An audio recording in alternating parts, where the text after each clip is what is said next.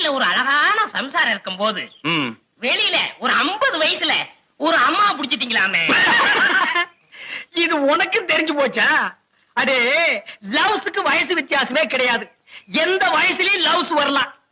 இப்போ ஆலையில ஓடுற கரும்புல அடிக்கரும்பா இருந்தா என்ன, நுனிக்கரும்பா இருந்தா என்ன? நமக்கு வேண்டியது வெள்ளம் தானடா கோமடி தலையா.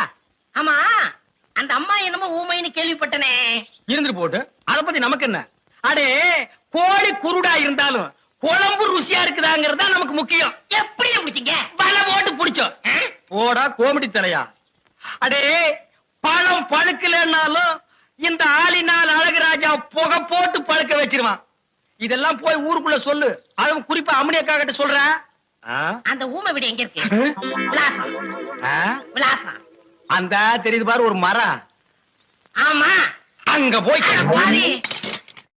நல்ல ஆரோக்கியமா 100 வயசு வரைக்கும் வாழணும். அதுக்கு ஒரு வழி சொல்லுங்க. இது கேள்வி. வெத்தலபாக்கு புகையில போடுற பழக்கம் உண்டா?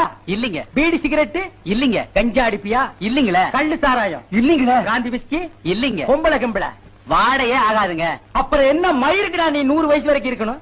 புளிய மரம் நிறைய இருக்குன்னு வச்சுக்கோங்க, அதுக்கு புளியம்பட்டின்னு வைக்கிறாங்க. வேப்ப மரம் நிறைய இருக்குன்னு வச்சுக்கோங்க, அதுக்கு வேப்பங்குளம்னு வைக்கிறாங்க. இந்த துபாய்னு பேர் எப்படின்னு வந்துச்சு?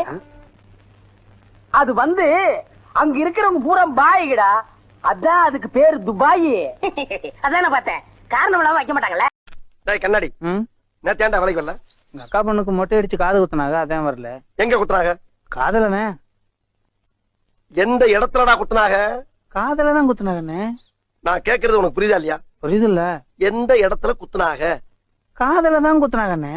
இப்ப என்ன குத்துன ஆசாரி ஒரு முறை கூட்டு வரேன், கேட்டு பாக்குறீங்களா? சரி, அந்த மேட்டர் விடுறான்.